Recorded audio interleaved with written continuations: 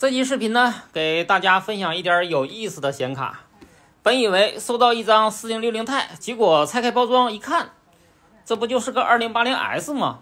白高兴了，以为是一张4060 Ti 16G 的卡。平时经常拍一些4090、5090的视频啊，估计大家呢也看了有点腻了。咱们这期呢就来个220的吧，来个220的。4090的话，这一堆一堆的修啊，要是77拍4090，估计都看腻了啊，都看腻了。咱们今天呢就来点素的吧，来个2080S。这张卡呢，我查了一下来源，发现呢是一位粉丝闲鱼上捡的坏卡，最终呢是580拿下的。这张卡呢坏之前是好的，结果呢卖出去之后，这个买家呢说这个卡呢点不亮啊，就退给他了。退给他之后呢，他又说卡上少零件，然后又去找了一位维修的啊，没修好。结果呢就不折腾了，直接拿闲鱼上卖实体，被我的粉丝呢以580的价格捡到手了。2080S 的坏卡580这种价格呢，已经算是传家宝的价格了。这要是赌输了，最起码3顿小烧烤是没有了。接下来咱们就把这张卡抬上手术台来检测一下生命体征，测量一下关键的地方。先来判断一下核心大致的好坏。刚才12伏呢不短路，金油纸的移速很关键啊，这要是移速坏了就报废了。移速线正反面一共2对，正面的没问题，咱们再看一下背面的，对峙值 0.3 几，没问题啊，没问题。移速呢是好的。接下来继续测量关键点复位，复位呢发现是无穷大，既然是无穷大，完全断线吗？再看一下主板的时钟线，2根正常，没问题。目前主要是不良点呢是一个复位啊，复位不正常。接下来呢再测量一个最关键的显存供电呢，看看是否短路。 0.017 OK， 显存供电对值呢是完全正常的，没有短路。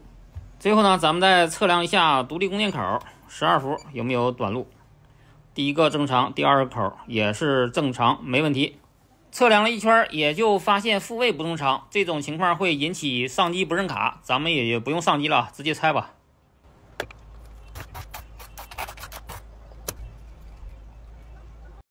拆出来之后呢，看了一下，核心确实被修过，卖家也描述呢，确实是核心应该是修过。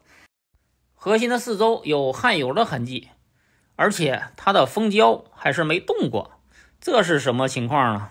核心没有拿下来，也没有充值，应该就是带着胶啊，直接加焊了一把。然后刚才咱们不是说没复位吗？复位这边呢，我看了一下，复位相连的这个雨门正好丢了。看来说少零件就应该是少这里啊，少了个雨门，难怪刚才咱们测试这个复位呢没有值，无穷大，原来是啊零件都没了。但是有个疑问呢，这张卡卖出去再回来，这个零件在里边怎么会没呢？很好奇啊。这张卡的核心 1.8 对地值 P-X 对地值呢也是不短路啊，没问题。显存供电刚才咱们也测过了啊，确实也是不短路。然后丢失的雨门呢，这个输出角连接到核心的，看一下通不通。也是通的，没问题啊，组织也是正常，核心那边应该没什么事儿。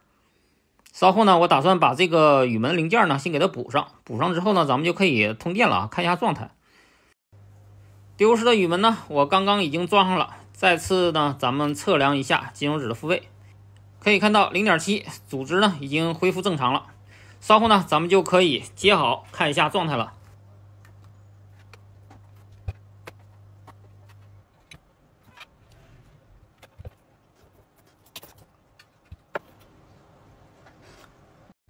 接好之后呢，咱们开机看一下电流，电流只有 0.7 啊，这明显不正常，要么少供电，要么核心的工作条件不正常，没认卡。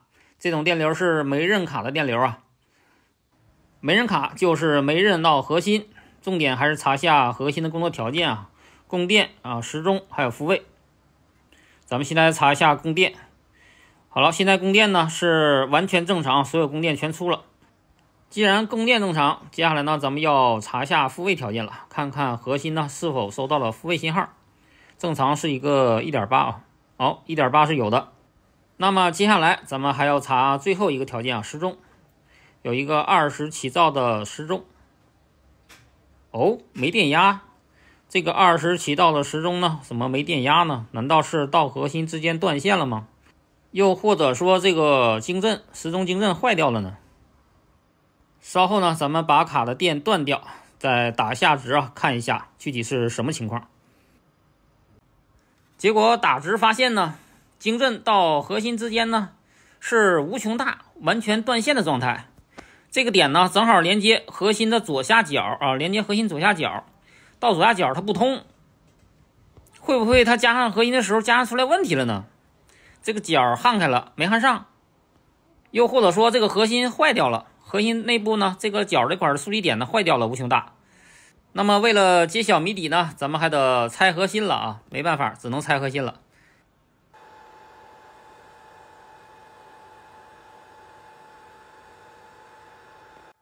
核心拿掉之后，大家看这个 PCB 能不能看出什么名堂？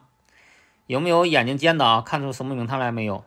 这个核心的左下角是不是发现没有锡呢？而且是氧化发黑的状态呢？难怪晶阵打值到核心不通，这要是能通，那都是奇怪了。刚刚又花了点时间，核心呢重置了一份高温锡，要比那种低温锡呢稍微能扛用一点点。但毕竟很多地方维修呢不会告诉你动了核心的卡能用多长时间，哪怕是高温锡也是不行。就比如说这个 PCB 它不是全新的，它不平，打上螺丝之后呢，使用过程中这个 PCB 呢都是有一定的形变。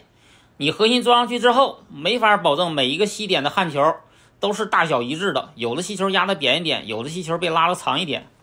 再一个就是焊接设备，咱们外边的焊接设备呢通常也就是18000的，跟工厂那种呢百万级别的没法比没法比。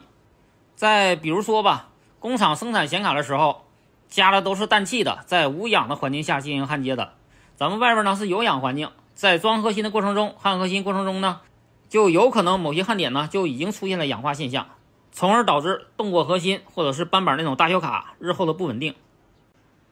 核心现在已经装好了，咱们再次测量一下晶阵的引角，可以看到已经是有值了，没问题了。咱们再次接好开机，看一下电流，好了 2.8 3.1 已经认卡了，认卡的电流。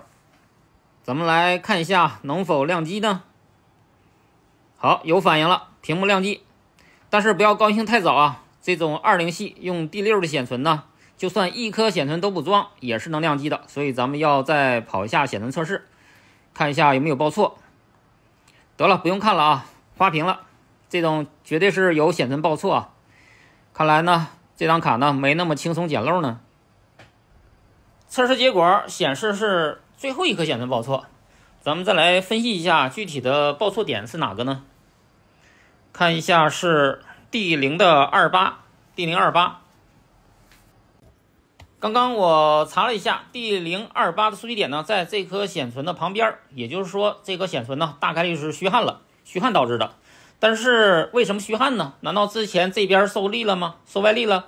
或者说是焊核心的过程中曾经它加焊，或者是我这边又重置核心，这个显存受热膨胀虚焊也是有可能的。